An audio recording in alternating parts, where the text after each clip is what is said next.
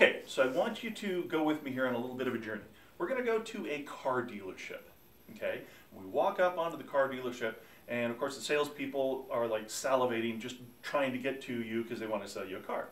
And they ask you, they're speaking English, and they ask you, and they say, hey, what kind of car do you have in mind?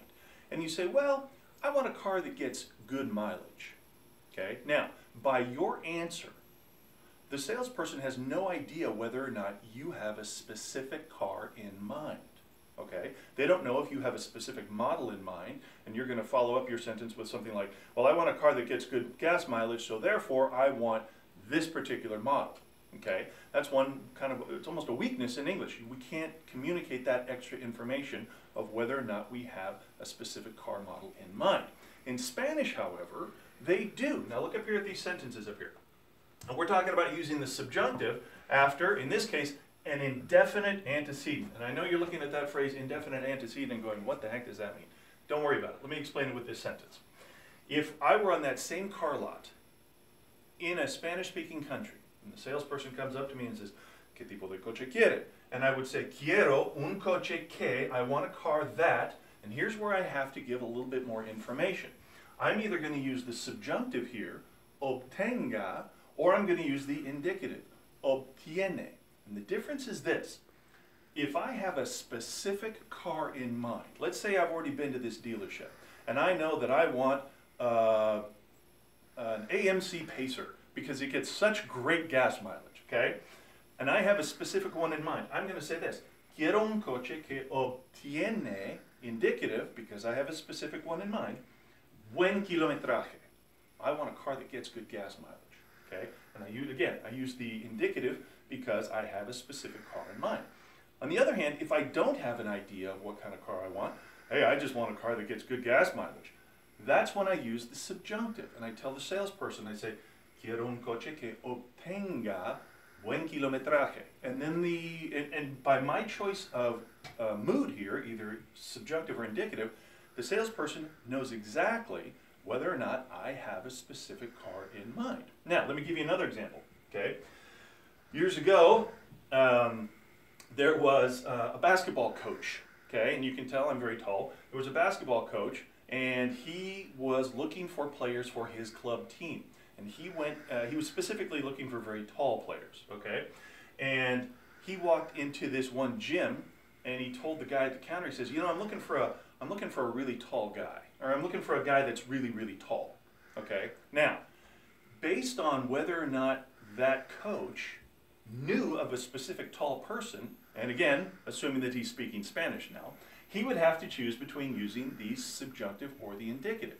If he had, for example, watched a tall guy walk into the gym, so he knows that that person is in the gym, then he would walk into the gym and say, hey, I'm looking for, busco a un hombre que es muy alto. I'm looking for one that is very tall, okay, because he saw him enter. On the other hand, if he's just going in looking for anybody who's tall, I'm just looking for a guy who's really tall. Busco un hombre que sea muy alto. The subjunctive, because he doesn't know if that person is actually present in the gym. It's possible, but he didn't have a specific person in mind, so he uses the subjunctive. And that's what we mean by an indefinite antecedent. The antecedent is this word right here, coche.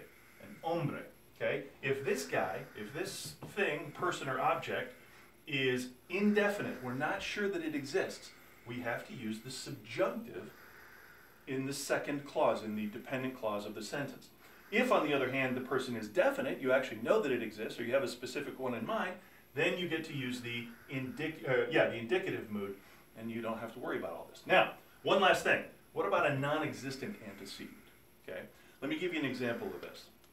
When my father told me this story many, many years ago, and he said, the day he went to meet his future mother-in-law, okay, he and my mom had been dating, they were getting serious, it was time for him to meet her family. He goes to their house, okay, he's got flowers or something for my mom's mom, and the mom, the future mother-in-law opens the door and says, there's not a man on this earth that's good enough for my daughter.